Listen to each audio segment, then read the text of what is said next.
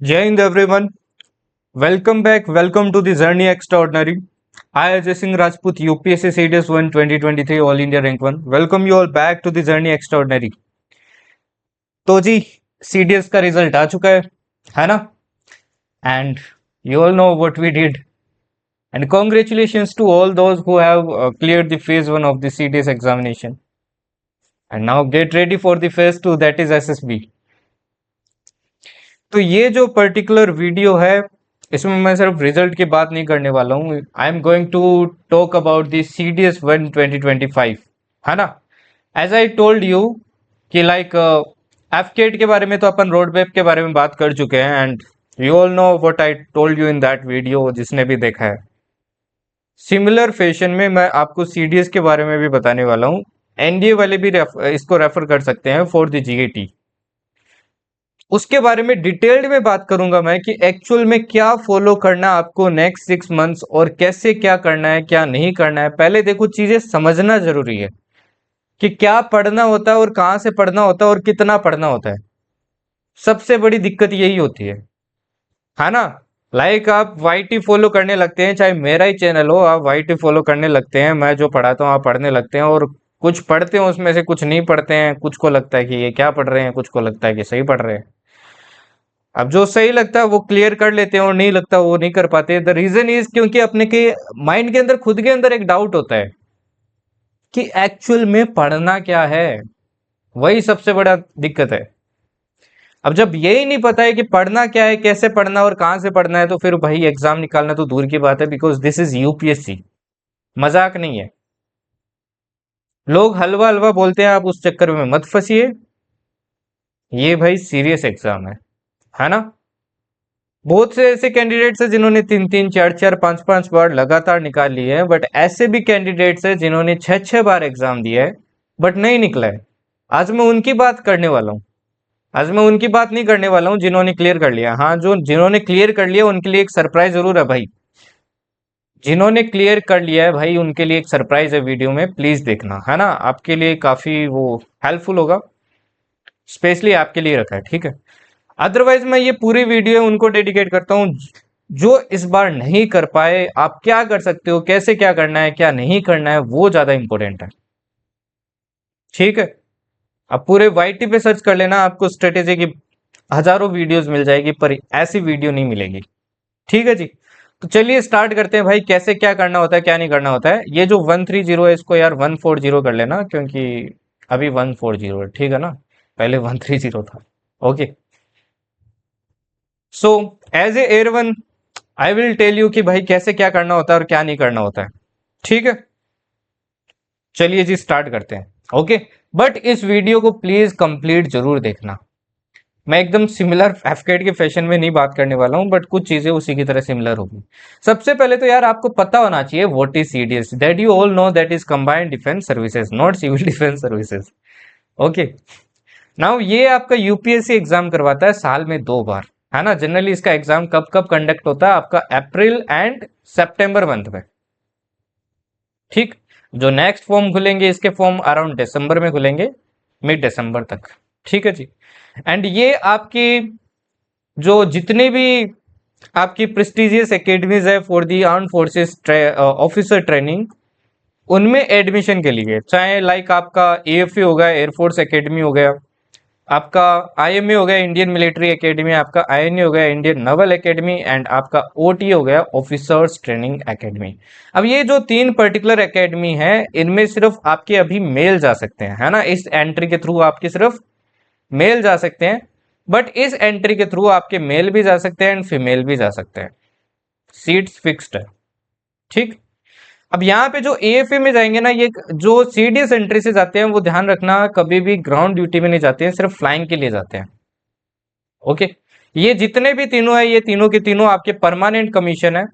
मतलब इसमें आपका जो बॉन्ड पीरियड होता है अराउंड 20 ईयर्स होता है, उसके बाद आप चाहे तो रिटायरमेंट ले सकते हैं, आप चाहे तो एक्सटेंड कर सकते हैं। बट यहाँ पे जो सर्विस पीरियड है वो 10+4 10 ईयर्स का होता है। 4 ईयर्स एक्सटेंशन ले सकते हो, उसके बाद में रिटायरमेंट, बट रिटायरमेंट नहीं लेते हैं जनरली, आपको फिर फर्दर आपको परमानेंट कमीशन मिल जाता है। वैसे ये शॉर्ट सर्विस कमीशन है, ठीक है, ये तो है भाई बाहर की बात जो मोस्टली सबको पता होगा जो भी सीडीएस का प्रिपेयर कर रहे हैं। ओके, देखिए प्रोसीजर है वो ऑलमोस्ट एफकेट का सिमिलर ही है, बस पैटर्न अलग है। इसमें सबसे पहले यूपीएससी आपका एक रिटर्न एग्जाम करवाता है। अब यूपीएससी करवा रहा है तो भाई अच्छा ही लेवल होगा, है ना। तो सबसे पहले आपका एग्जाम होता है भाई। अब जो ओटी है ना, इसमें ध्यान रखना आपके दो ही एग्जाम होते हैं, एक तो होता है आपका इंग्लिश का और एक होता है आपका जीके का। सिमिलरली एएफए आईएनए और इसमें आपके इंग्लिश का होता है ये वाला जीके भी होता है, बट प्लस साथ में आपका मैथ्स भी होता है। तो इसमें एक ही दिन के अंदर आपके 3 एग्जाम होते हैं, दो दो आर्ट्स पे। ठीक है, तो पहला आपका इंग्लिश का होता है, फिर आपका जीके का होता है, फिर आपका मैथ्स। अब ध्यान रखना ये सिर्फ दो आपकी सिर्फ ओटी के होते हैं। ओके, बट अगर आप एएफए आई में आईएनए के लिए भी भर रहे हैं तो आपको मैथ्स भी देना पड़ेगा। ओके, अब ये जो एग्जाम्स होते हैं इसमें ध्यान रखना कि इसमें क्या सीन है। अगर मैं मैथ्स की बात करूं तो टोटल 100 क्वेश्चन है और आपके पास टाइम कितना भाई 120 मिनट्स। अगर आपके इंग्लिश की बात करूं तो टोटल 120 क्वेश्चन है, टाइम कितना है 120 मिनट। और अगर आपके जीके की बात करूं तो जीके में आपके कितने क्वेश्चन है 120 क्वेश्चन एंड टाइम कितना है भाई 120 मिनट। इस बार तो जीके में अपने ने वैसे भी धमाल मचाई थी और ऑलमोस्ट आपके 71+ क्वेश्चंस डायरेक्ट आ गए थे बैच और वाईटी क्लास से। ठीक, तो वही मैं आपको बताऊंगा।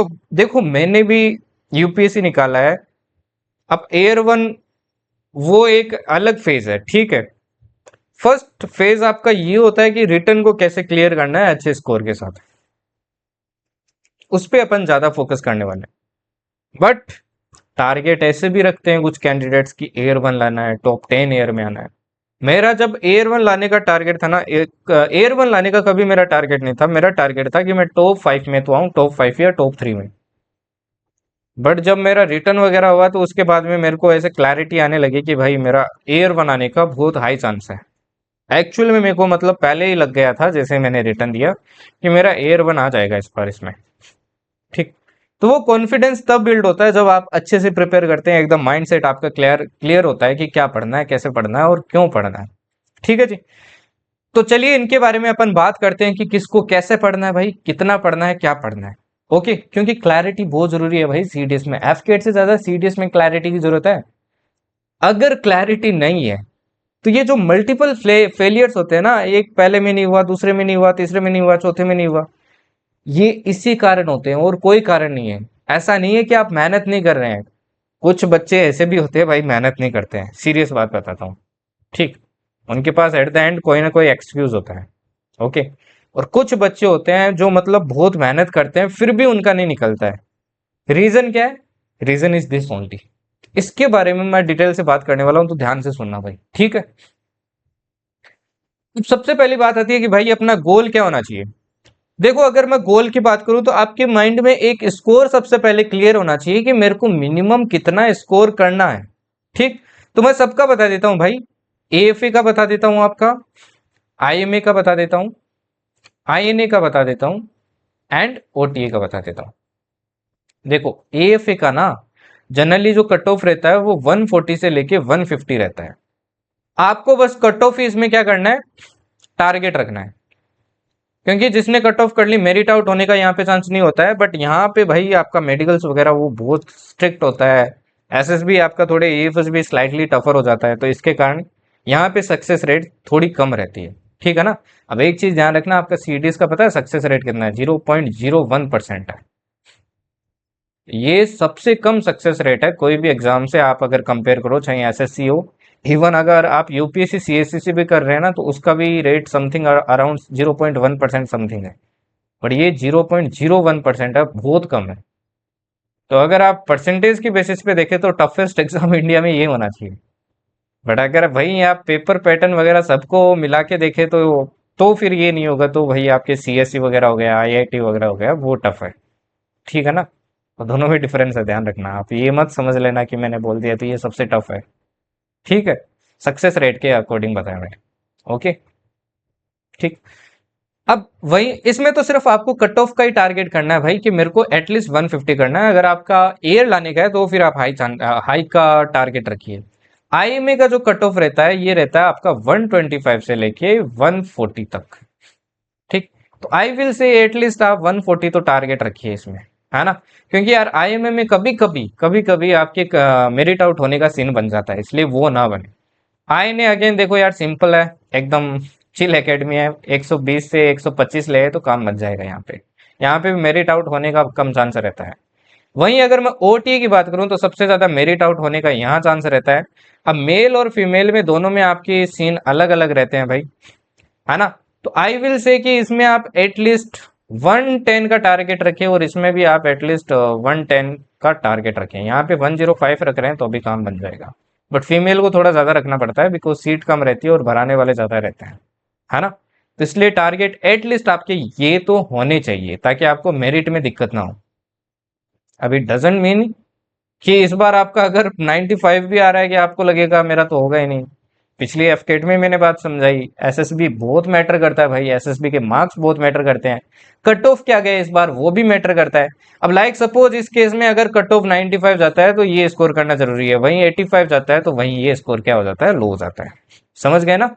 तो ये भी मैटर करता है। तो सबसे पहले क्लियर क्या होना चाहिए कि भाई मेरे को स्कोर कितना करना है, मार्क्स कितने स्कोर करने हैं। सेकेंड आता है मेरे को किस सब्जेक्ट में कितना स्कोर करना है ना। अब देखिए इंग्लिश, जीके, ये तो यहां तो बात करूंगा मैं ओटीए की। और यहाँ आपके जितने भी एकेडमीज बच गई सीडीएस की वो बात करूंगा मैं, like English, GK and maths, इन तीनों की बात करूंगा। अब जब आप यहाँ प्रिपेयर कर रहे हैं तो आई विल से, अब देखो एक ना सबको एक चीज सिखा दे रटा दी जाती है कि भाई इंग्लिश में 70 प्लस करो, 75 प्लस करो, 80 करो, है ना। सब लोग यही बोलते हैं। बट एक बात बताइए मेरे को, अगर कोई आर्ट्स का स्टूडेंट है, जियोग्राफी बहुत अच्छा है उसका, इकोनॉमिक्स बहुत अच्छा है, पॉलिटी बहुत अच्छा है, हिस्ट्री बहुत अच्छा है, but he is from the Hindi medium, अगर आप उसको ये बात बोल रहे हो तो क्या सही है? यू विल डेफिनेटली से नहीं, ये तो गलत है। अरे भाई ऐसा नहीं करना होता यार। मैंने एफकेट वाली क्लास में भी कही, आपकी स्ट्रेंथ पहचानो, आपकी स्ट्रेंथ क्या है पहले। अगर आप हिंदी मीडियम वाले स्टूडेंट है तो यहाँ पे अगर आप 60 स्कोर कर रहे हैं और यहाँ पे जीके में अगर आप 40 स्कोर कर रहे हैं, 40 प्लस, तो भी आपका काम बन रहा है। वहीं अगर आप इंग्लिश मीडियम के स्टूडेंट है, ये तो हिंदी मीडियम का सीन है, वहीं इंग्लिश मीडियम के, तो आपके ऊपर ये डिमांड बन जाती है कि भाई यहाँ पे आप 70 प्लस करें, है ना, एटलीस्ट 70 प्लस। और यहाँ पे आप क्या करें, 30 प्लस भी कर दे तो भी काम बन जाता है। ठीक है जी। अब इस बार देखो, अगर आप लाइक जिस तरीके से मैंने पढ़ाया था, तो अगर लाइक 71 क्वेश्चन आ रहे हैं, इट मीन्स के अराउंड आपके 58 मार्क्स के क्वेश्चंस आ रहे हैं। यहाँ पे आप 58 तक स्कोर कर सकते हो, that is next to almost impossible, है ना। अब इतनी एक्यूरेसी रखना यूपीएससी में पॉसिबल नहीं है, एक्चुअल आपको बताऊं। बट आप इजीली वहां पे 52 स्कोर कर सकते थे। एंड 52, ये जो 40 प्लस स्कोर होता है ना, ये उनका होता है जो टॉप करते हैं जनरली ओटीए के अंदर, जनरली, है ना। अब ऐसा भी हो सकता है कि किसी के भाई इंग्लिश में 30 ही नंबर बने, यहाँ पे 40-45 बन जाए, तो ऐसा भी हो सकता है। ओके, तो ये यहाँ पे आपका टारगेट होना चाहिए। इसीलिए बोला जाता है कि इंग्लिश पे ज्यादा फोकस कीजिए, क्योंकि इंग्लिश में स्कोरिंग सब्जेक्ट है, और स्कोर आपका जो कट ऑफ है, ओवरऑल कट ऑफ है, वो यही निकलेगा। इट डजेंट मीन कि आप जीके में सिर्फ सेक्शनल कट ऑफ क्लियर करें, ये एकदम गलत स्ट्रेटेजी है, ऐसा कभी भी माइंड में मत रखना। वहीं जब आप और एकेडमी का प्रिपेयर कर रहे हैं तो आप थोड़ा चिल हो जाते हैं भाई। अगर यहाँ पे 60 कर रहे हैं, यहाँ पे आप 25 भी कर रहे हैं, कितने हो गए, 85 हो गए।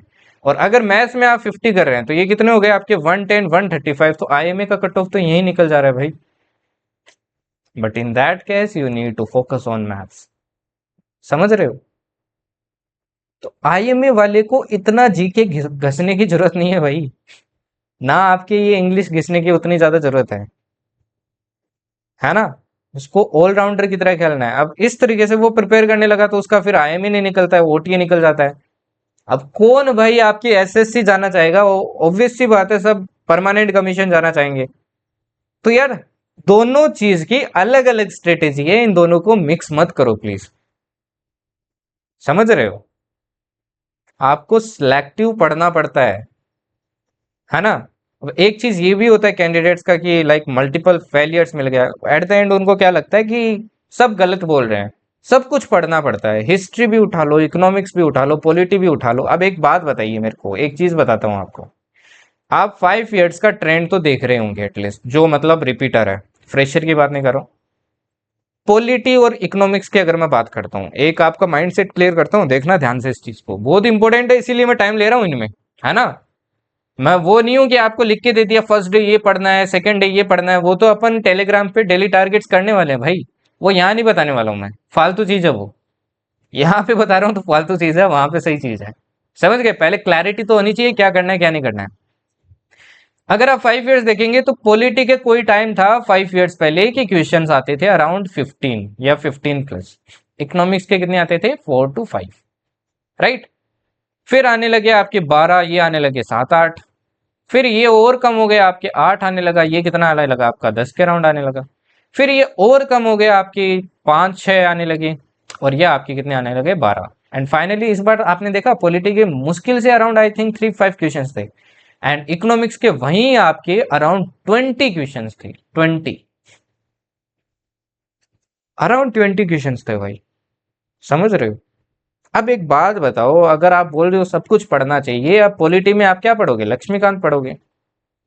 कितने चैप्टर पता है ना उसके अंदर। अब नेक्स्ट सीडीएस है, what will you do? Will you study the complete Laxmikanth और will you ignore it completely? अब 3 टाइप के स्टूडेंट्स होंगे, मैं तीसरा टाइप का हूँ, ठीक है। पहला टाइप का स्टूडेंट देखो, पहला टाइप का स्टूडेंट वो है जो पूरी तरीके से हर कोचिंग में जा जाके, मतलब हर वीडियो को देख देख के एकदम कंफ्यूज हो चुका है करना क्या है। वो क्या करेगा, पॉलिटी में तो पूरा पढ़ेगा इस बार, देख लेंगे सब कुछ पढ़ के जाऊंगा, पॉलिटी भी पढ़ूंगा इकोनॉमिक्स भी पढ़ूंगा सब पढ़ूंगा। रिजल्ट क्या होगा? लो। ओवरऑल स्कोर क्या होगा? लो। देखो यूपीएससी है ना, सोच समझ के बनाता है पेपर, उसको ये नहीं चाहिए। देखो सीएससी और इसको ना सीडीएस को मिक्स मत करो, एक ना ये भी ट्रेंड बहुत चल रहा है आजकल, सीएससी और सीडीएस को मिक्स किया जा रहा है यार। एक बार पेपर टफ आ गया इट डजंट मीन वो सीएससी बन गया, एक बार पेपर उठा के देखो पता चल जाएगा सीएससी क्या है। तो ये बेवकूफ वाली चीज मत करो यार। आप बोल रहे हो कि सीएससी आ गया है, एक बार पेपर उठा के देखो सीएससी का कितने कर लेते हो आप। अच्छा सीएससी में साइंस के क्वेश्चन एक करके दिखा देना आप, मुश्किल से ही 3-4 आते हैं, एक क्वेश्चन करके दिखा देना। वहीं सीडीएस में पता है साइंस के कितने आते हैं?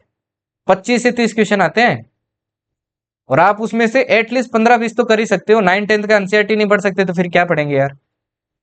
तो किस तरीके से आप सीडीएस को सीएससी से आप कंपेयर कर रहे हो यार, किस बेसिस पे? एक बार पेपर टफ आ गया डज इट मीन कि सीएससी बन गया?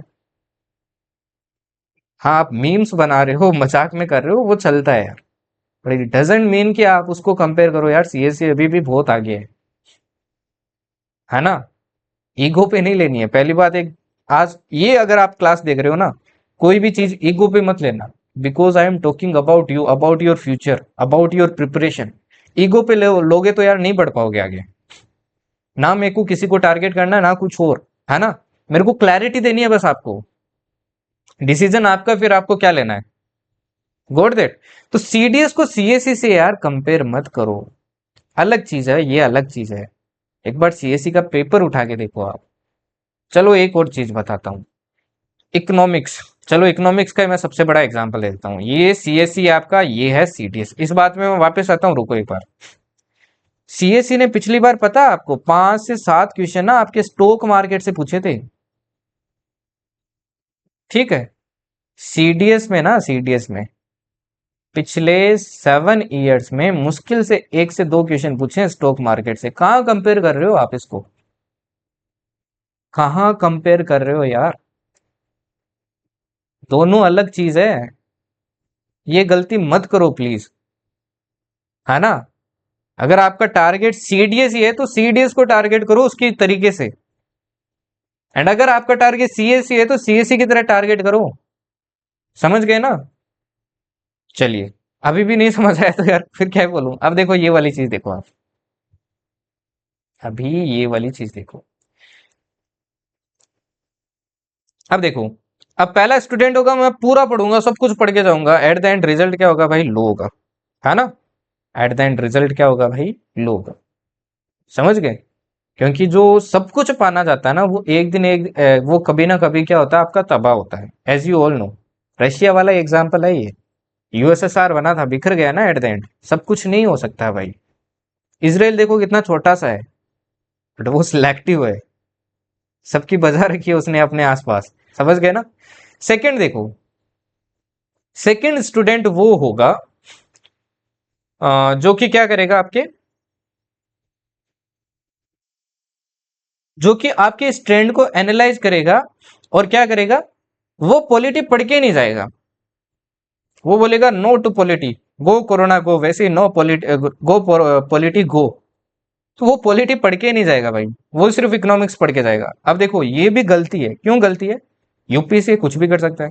इस बार पता चला इकोनॉमिक्स के 5 क्वेश्चन दे दिए और 15 क्वेश्चन दे दिए पॉलिटी, बच गई ना बैंड, बच गई बैंड। अब तीसरा जो स्टूडेंट है, व्हाट आई थिंक, मैं क्या करूंगा, मैं पॉलिटी में बस सिलेक्टिव टॉपिक्स पढ़ के जाऊंगा इस बार। सिलेक्टिव इन द सेंस, जैसे पार्लियामेंट हो गया, जैसे प्रेसिडेंट हो गया, जैसे पीएम हो गया आपका, हाई कोर्ट, सुप्रीम कोर्ट हो गया आपका, एफआर हो गया, एफडी हो गया, डीपीएसपी हो गया, एमरजेंसी हो गया, एंड आपका प्रिएम्बल हो गया, ठीक, म्युनिसिपलिटी एंड दैट आपका पंचायत हो गया। तो मैं बस सिलेक्टिव टॉपिक पढ़ के जाऊंगा। इन केस अगर ये 15 क्वेश्चन आ भी गए, मैं देखो रिस्क फैक्टर नहीं ले रहा हूं, एक एक होता है यार, देखो आपकी एक कॉल की होती है कि आप कैलकुलेटिव रिस्क लेते हो या नहीं लेते हो, है ना। तो कैलकुलेटिव जो रिस्क लेता है ना, वो भी आपकी एक तरीके की क्वालिटी होती है। तो यहाँ पे देखो मैं कैलकुलेटिव रिस्क ले रहा हूं, इन केस यूपीएससी ने मेरे साथ ऐसा गेम खेला तो मैं इस 15 में से एटलीस्ट 7 से 8 क्वेश्चन कराऊंगा, क्योंकि वो 7 से 8 इन्हीं इंपॉर्टेंट चैप्टर में से आएंगे। समझ गए ना। तो ये होती है यार smart study. Don't be the student number 1, don't be the student number 2, be the student number 3। That's why I always say hard work करो बट स्मार्ट तरीके से करो। समझ रहे हो ना। आज बात समझ में आई होगी आपको कि what the UPSC is, what the CDS is, और क्या पढ़ना पड़ता है, कैसे पढ़ना पड़ता है। पढ़ने की तो बाद की बात है, पूरा मार्केट, पूरा आपका गूगल फ्लडेड है कंटेंट से। तो मैं क्यों आपको 8-8 घंटे पढ़ाया था पिछली बार, तभी तो क्वेश्चन दिखे। समझ रहे हो, गॉट दैट। ओके, चलिए आगे बढ़ते हैं। अब ये देख लो यार, इस बार congratulation to all those who clear this time, है ना। काफी सारे बच्चों ने यार क्लियर किया, ठीक है। तो देखो यार, मैं स्क्रीनशॉट वाली वैसे फिलोसफी पे अब बिलीव नहीं करता हूँ, मैंने पिछली बार किया था। I made a video for the screenshot. तो आपने देखा होगा मैंने सिर्फ एफकेट में बनाया था पिछली बार, सीडीएस में भी नहीं बनाया था, बिकॉज आई डोंट बिलीव कि यार मैं आपको एक वीडियो बना के डाल दूँ एंड ऑल दैट, है ना। ये मेरा खुद का पर्सनल ओपिनियन है, ठीक। Last time we had 80+ selection and this time we have 40+, and we will try कि इसको और इंक्रीज करें, है ना। इस बार अपने बैच में बच्चे ऑलमोस्ट आपके 50 से 60 के अराउंड ही थे, है ना। This time we will try कि और अच्छा रिजल्ट लेके आएं, है ना। काफी सारे बच्चों के बैच में से भी आपके काफी सारों के क्लियर हुए, ठीक है।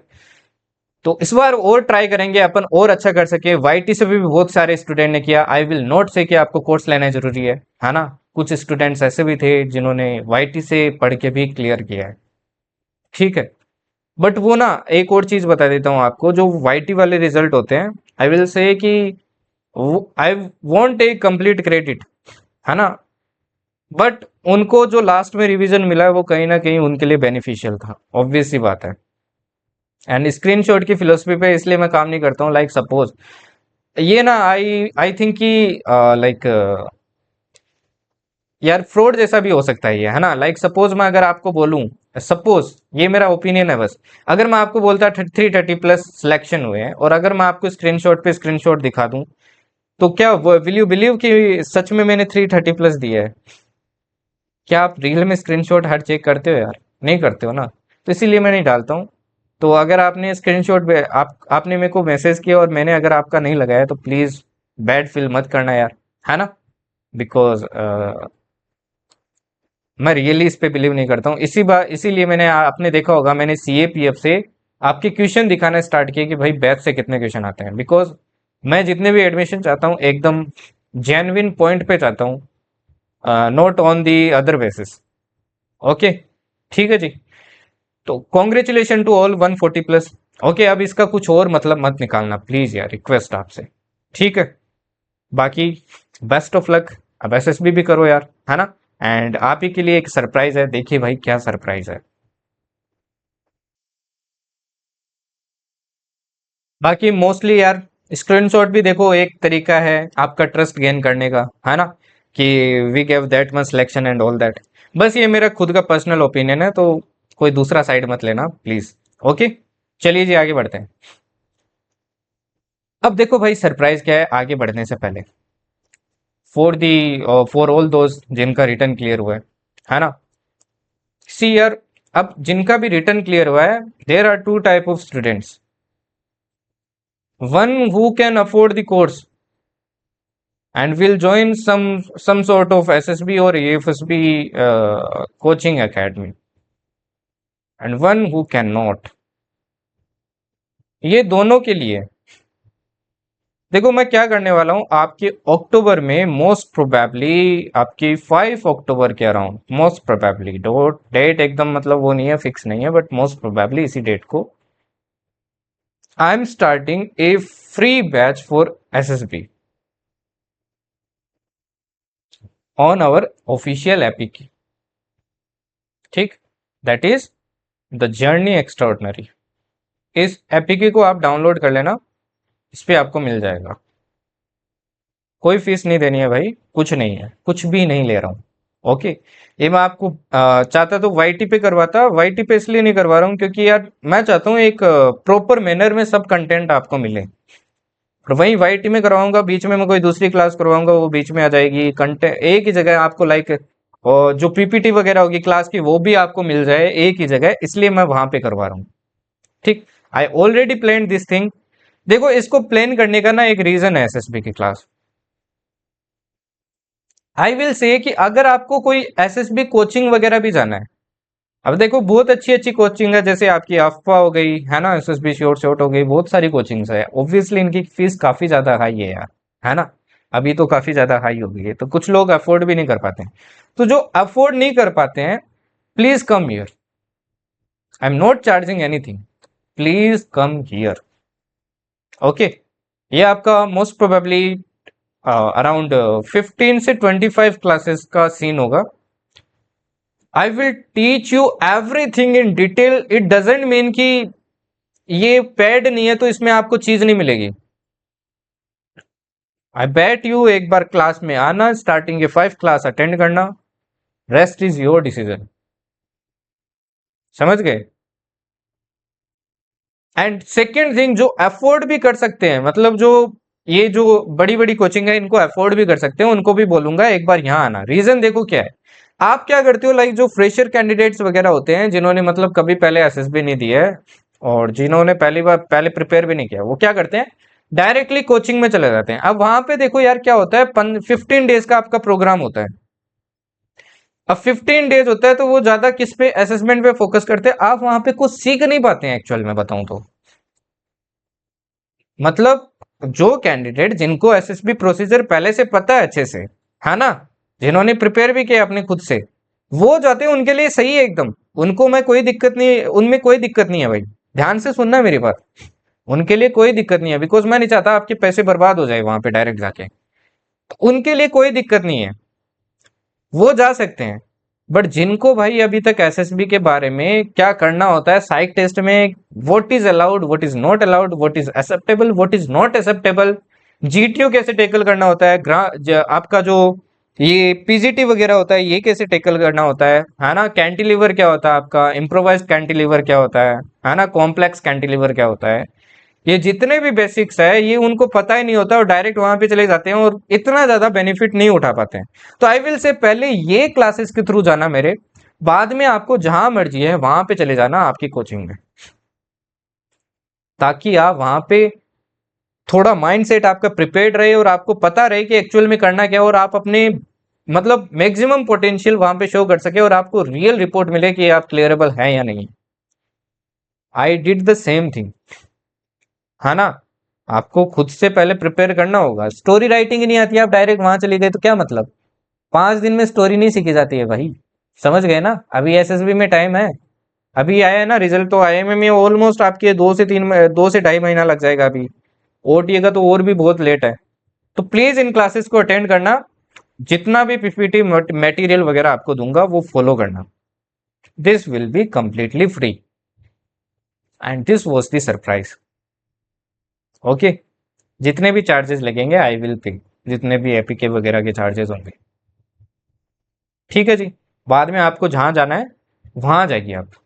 Okay, but be regular and second thing these classes will be live and recorded भी फिर आपको मिलेगी, बट आई विल से कि यार लाइव में आना, क्योंकि लाइव में मैं आपसे इंटरेक्ट कर पाऊंगा, ठीक है ना। और ये एपीके पे होगी। ओके, ठीक है जी। बाकी किसी को दिक्कत हो तो अभी तो यार प्लीज मेरे को टेक्स्ट मत करना, बट अगर 1 अक्टूबर के बाद में आपको एपीके कहाँ डाउनलोड क्या करना है कैसे नहीं करना है आपको नहीं मिले अगर, तो मेरे को टेक्स्ट कर लेना हियर। ओके, वही आपका एक पेड बैच भी आएगा एंड पेड बैच भी आपका ये अराउंड 3 अक्टूबर के अराउंड आएगा।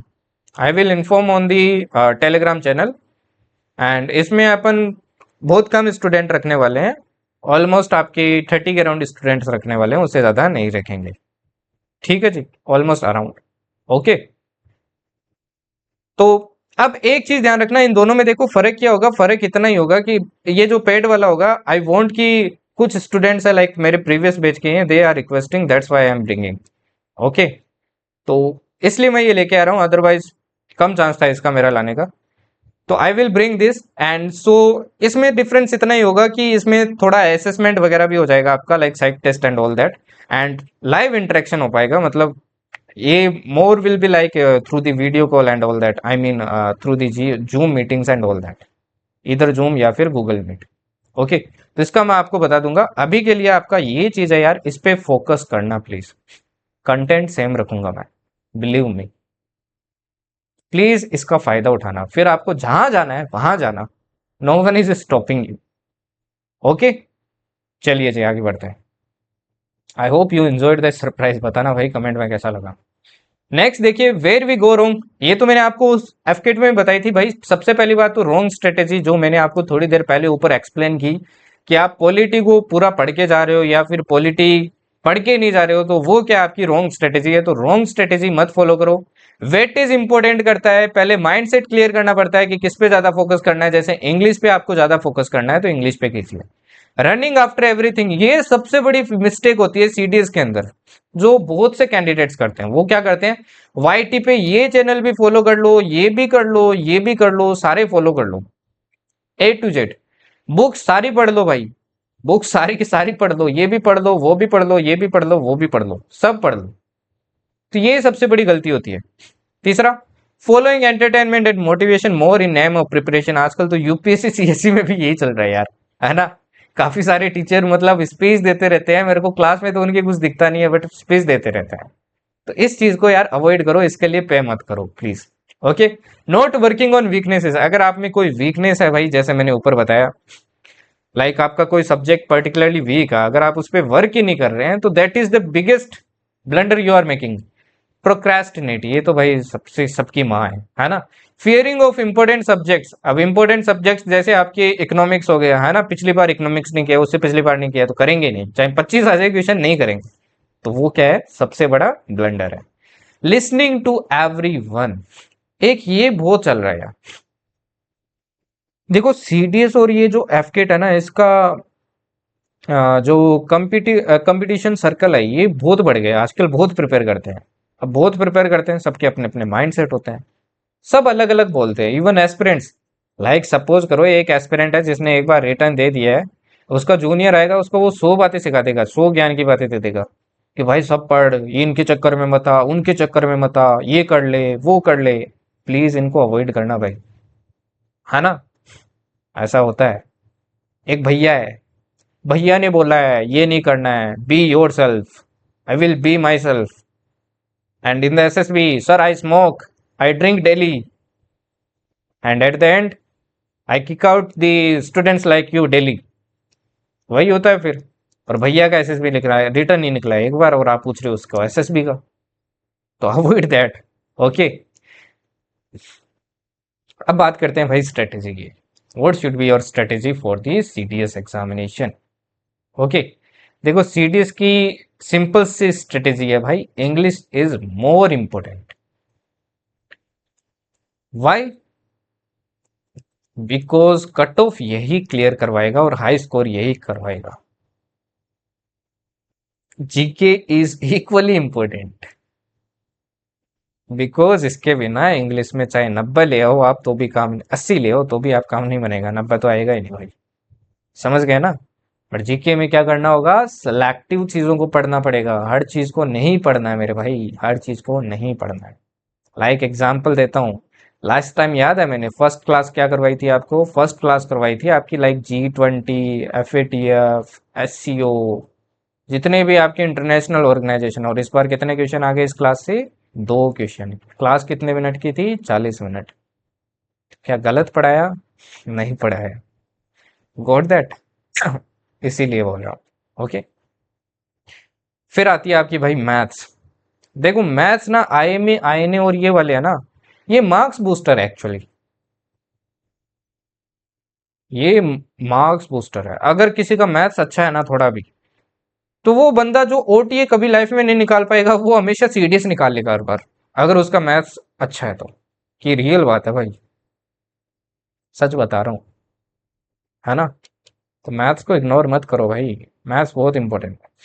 इस बार क्या आया था यार, देखो एक मैथ्स का भी ट्रेंड चलता है, मैं आपको बताऊंगा अभी। Elements of preparation. अब सबसे पहला है भाई टाइम वर्सेस सिलेबस। इस बार देखो आपके पास 6 मंथ्स है। अब व्हाट यू थिंक, 6 मंथ्स के अंदर क्या आप यूपीएससी का सिलेबस कंप्लीट कर दोगे? लगता है आपको? नो यार, नॉट पॉसिबल।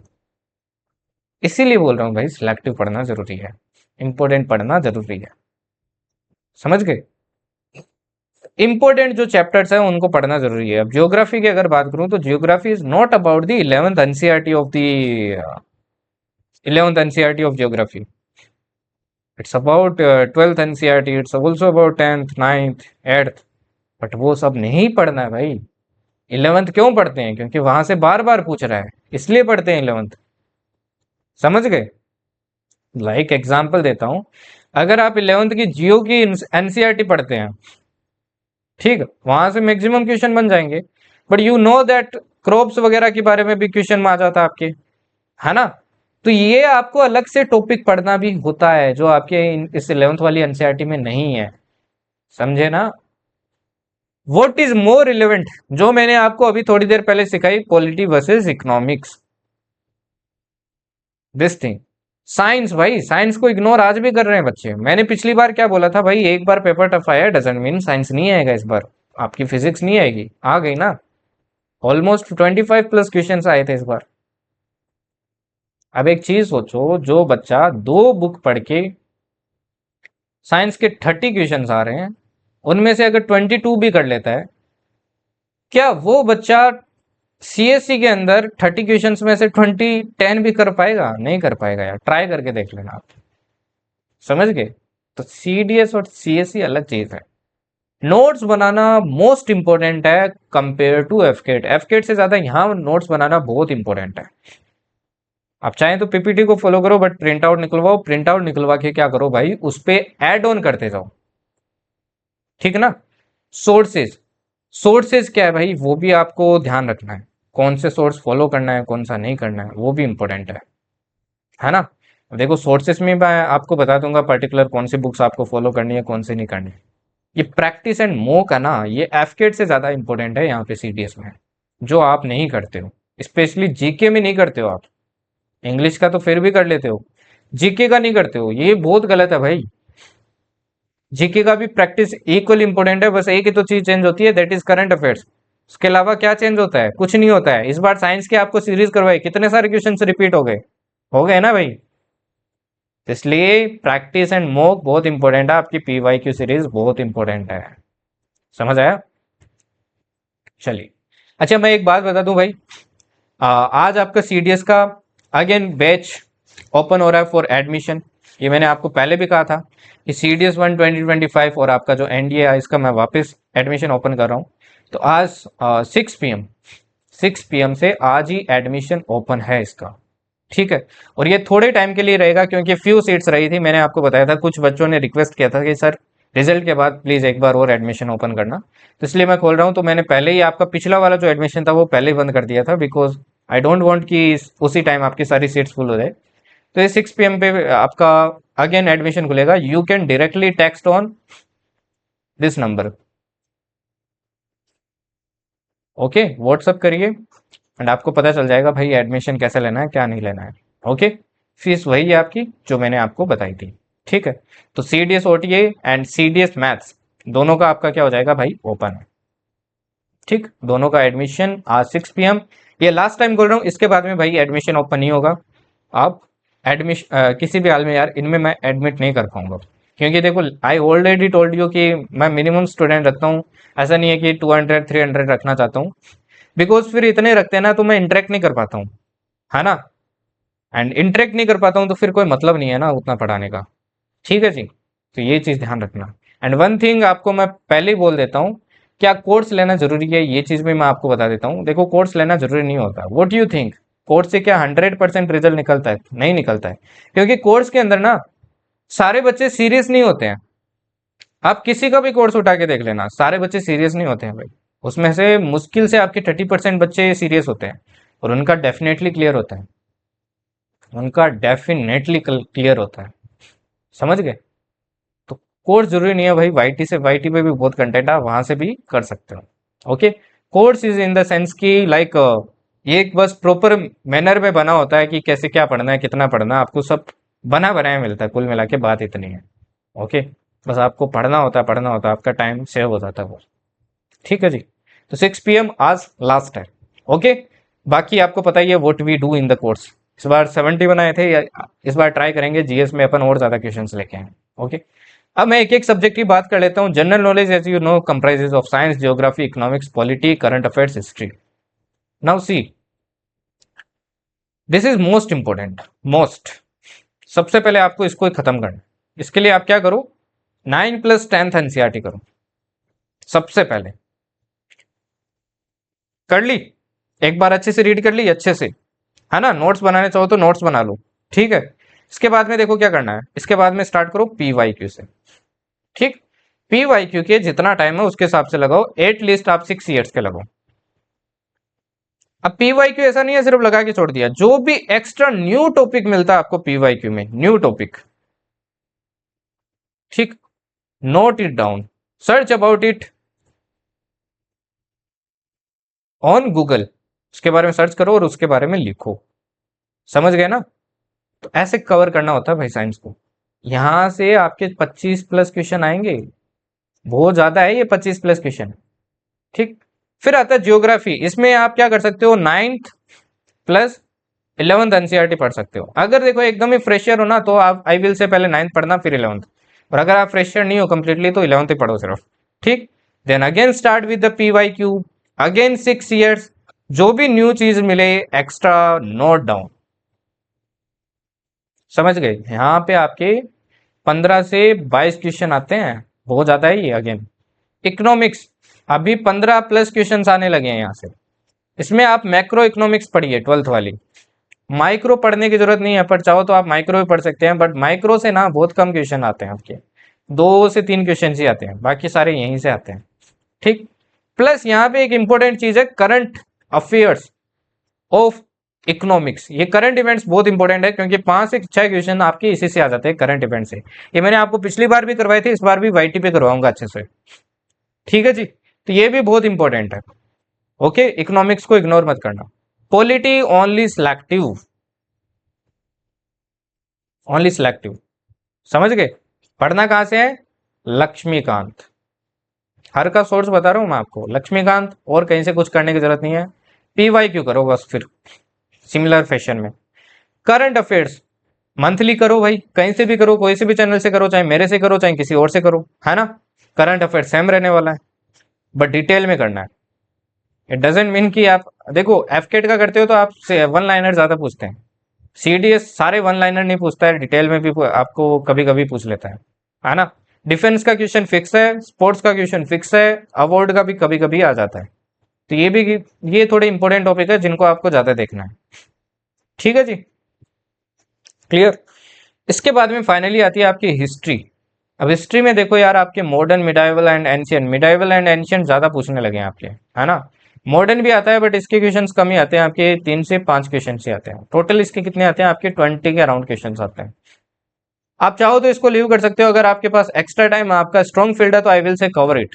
ओके, इसके लिए आप क्या कर सकते हैं, 12th का एनसीईआरटी पढ़िए भाई, 12th का पढ़िए, 10th का पढ़िए, 9th का पढ़िए, 8th, 7th एंड 6th सारे पढ़ने पड़ेंगे भाई इसमें, है ना। तो इसका सिलेबस थोड़ा लेंथी है, तो आपको ये रटना पड़ेगा थोड़ा कहीं ना कहीं। बाकी स्टोरी फॉर्म में चाहो तो स्टोरी फॉर्म में लर्न रख सकते हो, ठीक। अब देखो हर चीज़ में सिलेक्टिव पढ़ना है, जैसे ज्योग्राफी है, पहले आई विल से कि एक बार पेपर उठा के देखो, अगर आप कंप्लीटली फ्रेशर है, फ्रेशर नहीं है तो आपके आइडिया होगा, जैसे क्लाउड से हर बार क्वेश्चन फिक्स है, सोइल से हर बार एक क्वेश्चन फिक्स है आपकी, लाइक अदर चीजें हो गई, क्रॉप्स हो गई, क्रॉप से हर बार एक क्वेश्चन फिक्स है, इधर अर्थक्वेक या फिर आपके वोल्केनो से एक क्वेश्चन फिक्स है ना। तो ये जो फिक्स टॉपिक्स है इनको अच्छे से करो, इन पे ज्यादा फोकस करना होता है मेरे भाई, समझ गए। जैसे पॉलिटी में पार्लियामेंट जितना इंपॉर्टेंट है ना, वैसे ये इंपॉर्टेंट है।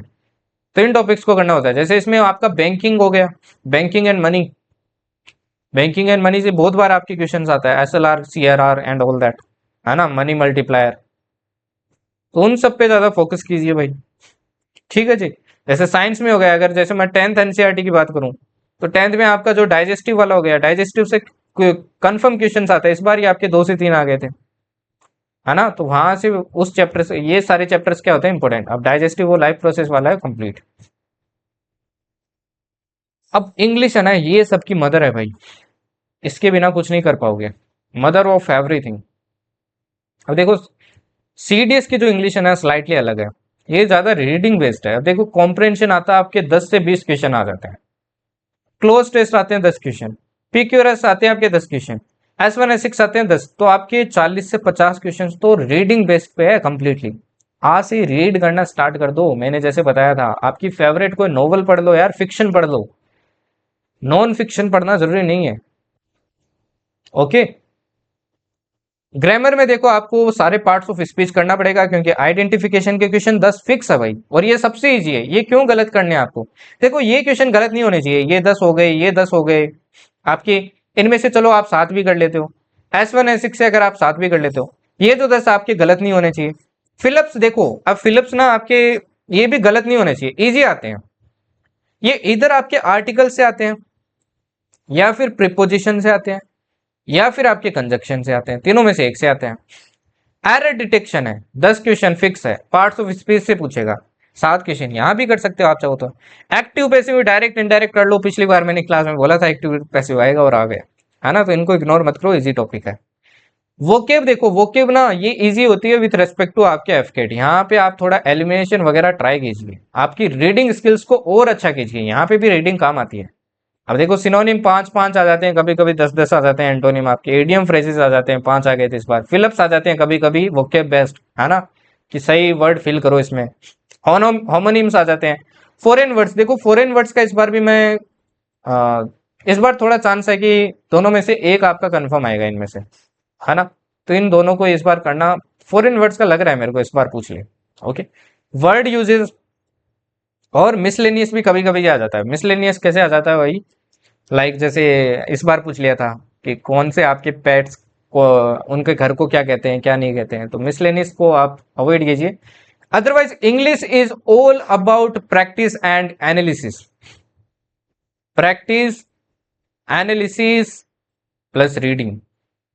ये जो आपके एरर वाले भी है ना, कभी कभी आपकी रीडिंग और अच्छी होती है ना, तो आपको रूल्स पढ़ने की जरूरत नहीं होती है, रीडिंग से हो जाता है। इसलिए रीडिंग बहुत इंपॉर्टेंट है, हैबिट बना लो इसको, ठीक। अब ये प्रैक्टिस ना फर्स्ट डे से स्टार्ट कर दो इंग्लिश की, like parts of speech identification पढ़ा है तो वही प्रैक्टिस स्टार्ट कर दो उसकी। वेट मत करो मैं पहले पूरा सिलेबस करूंगा फिर प्रैक्टिस स्टार्ट करूंगा, ये सबसे बड़ा ब्लंडर होता है इंग्लिश की प्रिपरेशन में। इंग्लिश के लिए आप SP बख्शी फॉलो कर सकते हो, सॉरी। अगर चाहो तो आप और भी लाइक SSC के अच्छे अच्छे टीचर्स हैं, उनकी बुक्स है तो उनको भी आप चाहे तो फॉलो कर सकते हैं, ठीक है जी। फाइनली आता है मैथ्स, ये IMA वालों के लिए भाई, है ना, OTA वालों के लिए नहीं है। तो मैथ्स ना एक आप चीज देखो यार, ये ना सीडीएस आपका एक ट्रेंड फॉलो करता है। आपने देखा पिछला जो सीडीएस था उसमें ज्यादा क्या पूछा, आपके अर्थमेटिक पूछा, इस बार क्या पूछा आपके ज्यादा, नंबर सिस्टम पूछा, है ना। जो मैंने आपको क्लासेस में करवाए थे लाइक रिमाइंडर्स वगैरह, यूनिट डिजिट, ये ज्यादा पूछ लिए थे इस बार। अंडर एस्टिमेट आप किसी को नहीं कर सकते, समझ रहे। बट ना ये कुछ चैप्टर्स है जिनको तो आपको कंफर्म करके जाना है, जैसे मेंसुरेशन हो गया, काफी इजी है आपका, है ना। इससे 10 से 17 क्वेश्चन आ जाते हैं आपके। ओके। जैसे आपका ट्रिग्नोमेट्री हो गया, 15 से 20 क्वेश्चन आ जाते हैं। स्टैटिस्टिक हो गया, 5 से 7 क्वेश्चन आ जाते हैं। डीआई हो गया आपका, है ना, 3 से 5 क्वेश्चन आ जाते हैं। सेट थ्योरी हो गया, 1 से 2 क्वेश्चन आ जाता है। अर्थमेटिक से आपके अराउंड 25 से 30 क्वेश्चन आ जाते हैं। ज्योमेट्री से आपके 20 प्लस क्वेश्चन आ जाते हैं, है ना। बाकी के नंबर सिस्टम के रहते हैं आपके 20 के अराउंड। ठीक, 15 से 20। ओके। तो आपको इस पर्टिकुलर मार्किंग स्कीम को देख के फिर प्रिपरेशन करना है। लाइक सपोज किसी का अर्थमेटिक स्ट्रॉन्ग है तो ये करो ना भाई, पहले ये 30 क्वेश्चन, ये 30 नंबर फिक्स करो, है ना। देखो अर्थमेटिक में चैप्टर्स भले ही ज्यादा है, बट द थिंग इज कि अर्थमेटिक के जो क्वेश्चंस होते हैं ना वो जल्दी सॉल्व हो जाते हैं।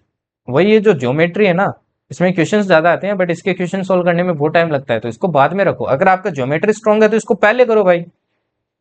And other thing, P Y Q again बहुत इंपॉर्टेंट है। इस बार मैं ट्राई करूंगा आपको सारे चैप्टर्स, मतलब बड़ी बड़ी एक एक क्लासेस सबकी करवा दूं, है ना। वो आपको कहीं ना कहीं एग्जाम में बहुत ज्यादा हेल्प करेगा। ओके, ठीक है जी। तो ये था भाई मैथ्स का सीन। अब देखो आपके पास 6 मंथ्स है भाई। अक्टूबर से अपन 1 अक्टूबर से टारगेट स्टार्ट कर देंगे एफकेट के लिए, है ना। तो अक्टूबर से नवंबर, और सीडीएस का, इसको सीडीएस कर लेना। ठीक, 1 अक्टूबर से आपके लाइक एफकेट का स्टार्ट होगा, और 10 से अपन सीडीएस का कर देंगे। फिर नवंबर, नवंबर से दिसंबर, दिसंबर से जनवरी, फरवरी एंड मार्च ना। अभी से एक चीज स्टार्ट कर लो, एनसीईआरटी रीड करना। एनसीईआरटी में सबसे पहले ना आप अक्टूबर में टारगेट रखिए, मेरे को साइंस कंप्लीट करना है, प्लस 11th जियो करना है। ठीक, प्लस प्रैक्टिस, ये सब करना है, समझ गए। नवंबर में आप क्या टारगेट रखिए भाई, नवंबर में मेरा टारगेट होना चाहिए साइंस प्लस जियो का मेरे को रिवीजन करना है। ओके। और यहां पे मैं करूंगी लक्ष्मीकांत की पॉलिटी प्लस आपके सिर्फ पॉलिटी करना, सिर्फ पॉलिटी। ठीक। दिसंबर में क्या कीजिए आप, पॉलिटी पॉलिटी का रिवीजन कीजिए भाई, पॉलिटी का रिवीजन कीजिए। एंड इकोनॉमिक्स को क्या कर दीजिए, इकोनॉमिक्स एंड करंट अफेयर्स पे ज्यादा फोकस कीजिए। ठीक है, इनको कंप्लीट करने की कोशिश कीजिए। ओके। इसके बाद में आप जनवरी में इकोनॉमिक्स प्लस करंट अफेयर्स को क्या कीजिए, रिवाइज कीजिए। एंड हिस्ट्री को आप पढ़ना स्टार्ट कीजिए, स्पेशली इसमें ना सिर्फ सिलेक्टिव पढ़ना भाई। हिस्ट्री में सब कुछ मत उठा के बैठ जाना प्लीज। जो आपके बार बार पूछ रहे हैं, जैसे आपके लाइक जैन्स हो गया, बुद्धिज्म हो गया, जैनिज्म हो गया, है ना, आपके जैसे ये जितने भी लाइक विजयनगर एम्पायर वगैरह था, ये सब पढ़ना, इंडस वैली सिविलाइजेशन हो गया, तो सिलेक्टिव टॉपिक्स पढ़ना। इसके बाद में फरवरी में आप हिस्ट्री का रिवीजन कीजिए, एंड प्लस सबकी प्रैक्टिस स्टार्ट कर दो। मार्च में सिर्फ मॉक पे फोकस करो, mock and analysis, mock and analysis, ऐसे सिलेबस कवर होता है यार, है ना। अब जो मैथ्स वाले हैं वो मैथ्स वाले क्या रखिए, जैसे इसमें रख लिया आपने अर्थमेटिक रख लिया, ठीक है। इसमें आपने क्या रख लिया, लाइक ज्योमेट्री रख लिया, इसमें आप ट्रिग्नोमेट्री रख लीजिए, वही प्रैक्टिस वाला सीन साथ में ऐसे आप इसमें फॉलो कीजिए, है ना। यहाँ पे आपने लाइक जैसे डीआई रख लिया, आपका स्टेट्स रख लिया, मैंसुरेशन रख लिया, एंड फाइनली फरवरी में लास्ट वाला जो रहता है वो कर लीजिए, एंड मार्च में कंप्लीट। ऐसे यार एक खुद का प्लान बनाइए, किसी और पे मतलब किसी और की स्ट्रेटेजी कंप्लीटली फॉलो मत कीजिए। ओके, ये मैंने आपको रफ आइडिया दिया है। ठीक। अब अपनी वाईटी की स्ट्रेटेजी क्या होगी भाई, वाईटी पे सिर्फ देखो, जो भी वाईटी से प्रिपेयर कर रहे हैं, I will say believe me and do these things. Daily target please follow करना, जो भी मैं आपको दूंगा, क्लासेस कंप्लीट करना जितने भी मैं आपको करवाऊंगा विथ ऑल योर हार्ट।